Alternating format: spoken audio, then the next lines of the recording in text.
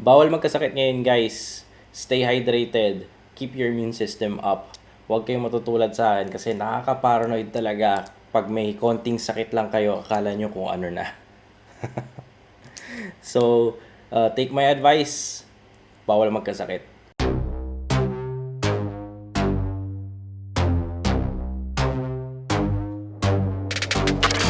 Hey, what is going on YouTube family? It's your boy Gabe and welcome back to my channel. This is the channel where we talk about sneakers and streetwear.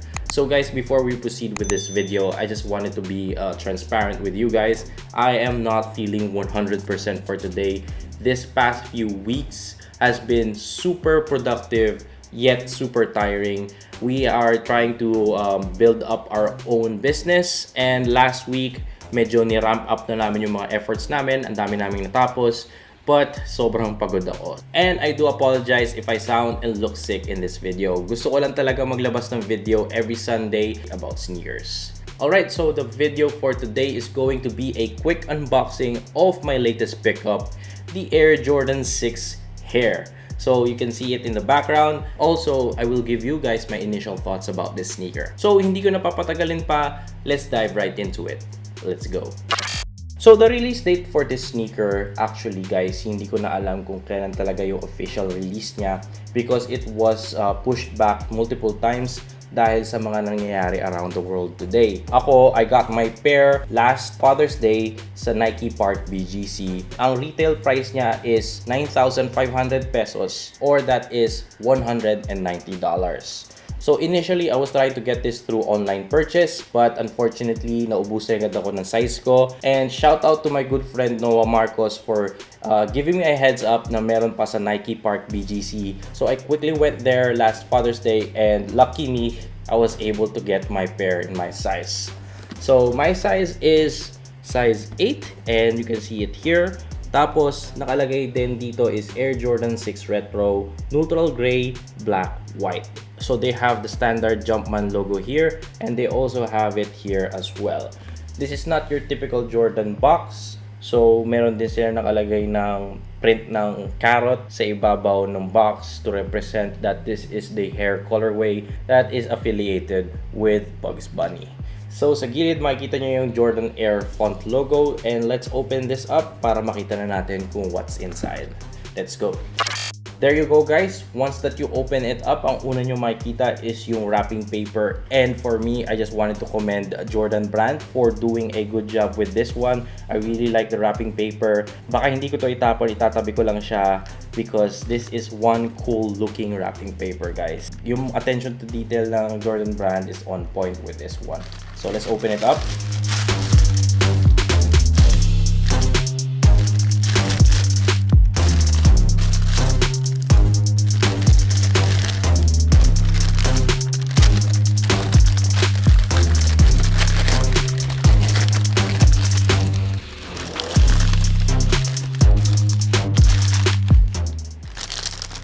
There you go guys, look at that.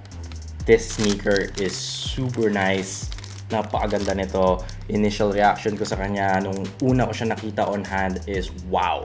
That is my genuine reaction nung nakita ko, sabi ko wow, napakaganda talaga nito. So now let's talk more about the sneaker. Let's get it out of the box.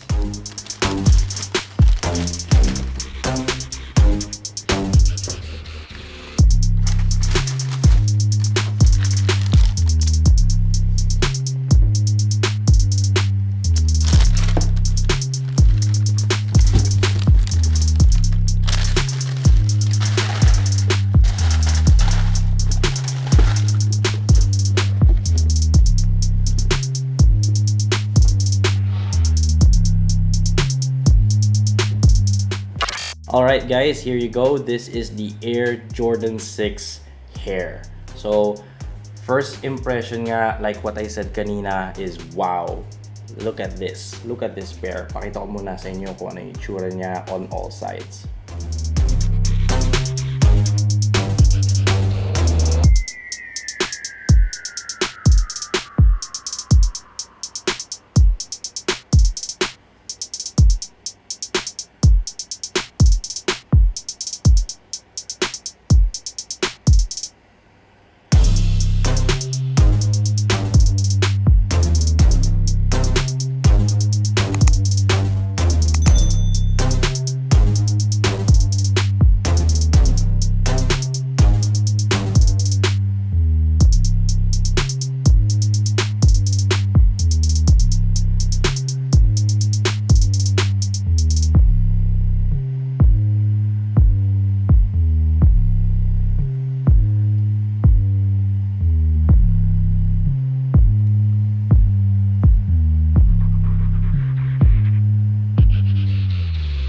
So there you have it guys, like what I said earlier, napakaganda talaga nitong sapatos na to. Yung attention to detail na binigay ng Jordan brand for this pair is on point guys. Napakaganda niya. Yung colors lang nung lace lock is like a little carrot. Tapos yung ginamit nilang material for this tongue area, saka yung milky, translucent or transparent tongue is super nice. I feel like maninilaw to balang araw, pero I think that's not gonna be a problem because may pattern din naman sa likod, so it would look like sinadya yung pag-yellow niya.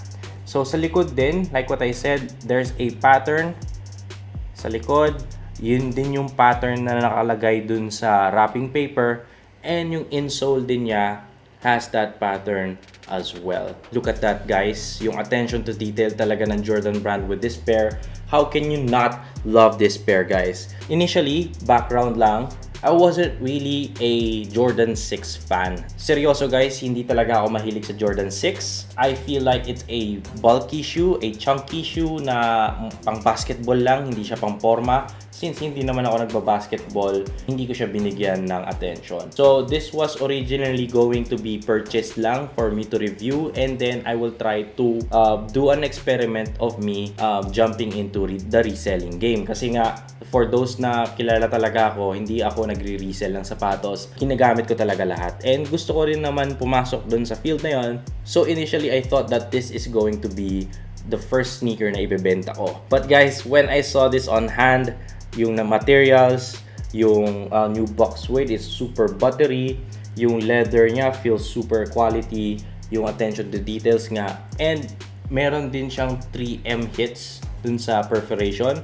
I don't know if you can see it here. Tingnan natin kung kaya ko siyang palabasin. But meron nga siyang 3M hits pa dun sa loob. So yung mga small details lang na yun talaga made me fall in love with this sneaker. So one thing na lang yung kailangan ko i-answer nung time na yon. Does it look good sa paa ko? Kasi ang iniisip ko, chunky siya. Malaki siyang sapatos. Nung sinuot ko siya guys, to my surprise, grabe, it looked good. So this is a good lesson guys. Huwag niyo sasabihin na pangit yung isang sapatos. Huwag niyo i-dismiss ang isang sapatos until you try that sneaker on. Kasi hindi mo alam kung ano talaga itsura niya sa paa mo. Malay mo, maganda pala.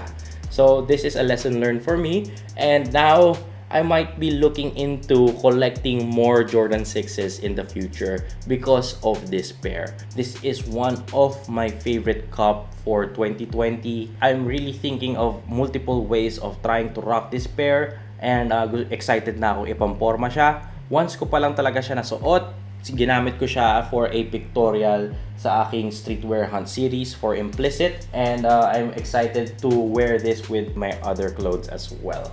So there you have it guys, this is my quick unboxing and initial thoughts video about the Air Jordan 6 in the Hare colorway. So let me know in the comment section below guys, what are your thoughts?